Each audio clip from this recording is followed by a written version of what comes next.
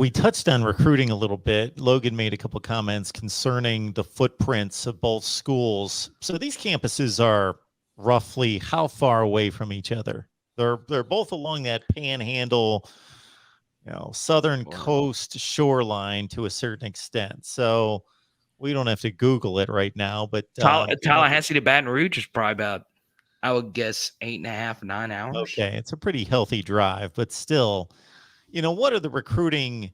I would think if both of these programs are on top of their game, then the recruiting ramifications should be huge, because we're talking about battling for top 10, top 50 players in the country. But they're not necessarily on their games. Maybe Brian Kelly's recruiting at that point early in the 23 class, but are there recruiting ramifications from this one? Well, let me start with Florida State going into Louisiana. They had the I don't even know what happened to this guy, Destin Hill. They got him a few years ago, and then last year they were in it for Kendrick Law, and getting into Louisiana is tough, right? Saban could do it; he's done it, year in and year out. A&M's done a good job, but LSU does a really good job keeping up the fence there. But really, LSU's done a decent job over the years in Florida, so it could be a big game in that sense. I don't know how Logan feels about it. I do think this is a bigger game for Florida State when it comes to recruiting, just because of and once again, I'm just going to set the fire here in your chat. I don't mean to do it for Florida State fans, just because, the crystal ball thing is rolling right now. I mean, look, Mario did a good job getting my favorite running back out of Louisiana last year in Trevante Citizen. But more so just, keeping the state of Florida intact. Norvell's got to catch up. I mean, especially considering Napier has done a really good job building a staff. Florida's just gotten that much more competitive for, a state that produces a lot of talent. Yeah, no, we talked about it earlier, but definitely very important for Florida State on their side of things with recruiting. I don't think it's so much. Definitely, I mean, you definitely don't want to have Florida State come in on LSU side and come away with a win right there at home. It wouldn't be a great start for Brian Kelly and what he's trying to do on the road for recruiting.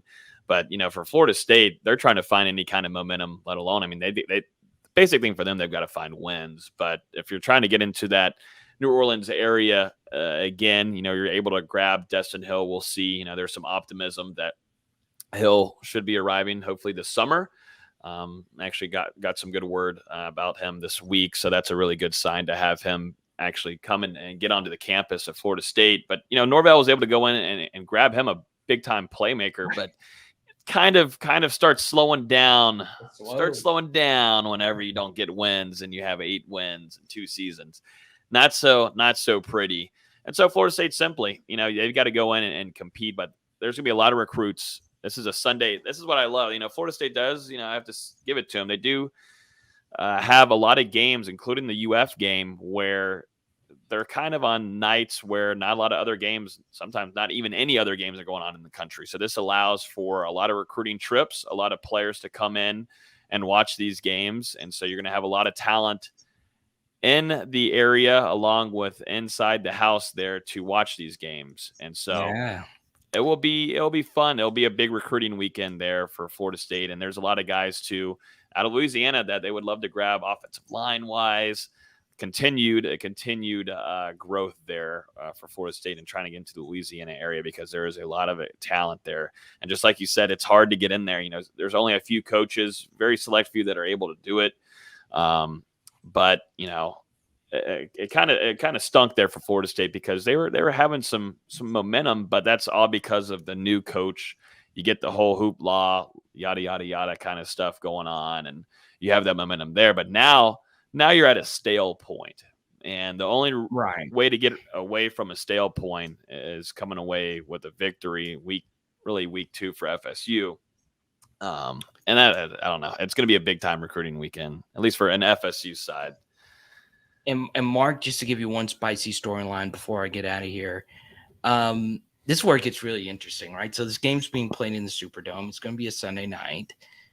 And the Saints, of course, play in the Dome. So you're going to have Jameis Winston going up against Jarvis Landry and Tyrann Mathieu. So I'm sure they're going to be guest captains there. I'm sure, as you guys know, those 3 are three of the biggest personalities in the NFL. So I know it's like a little side note that has nothing to do with the game, but it could be. We all James eat that W. You don't know if that pep talk could be the difference. That could be the pump.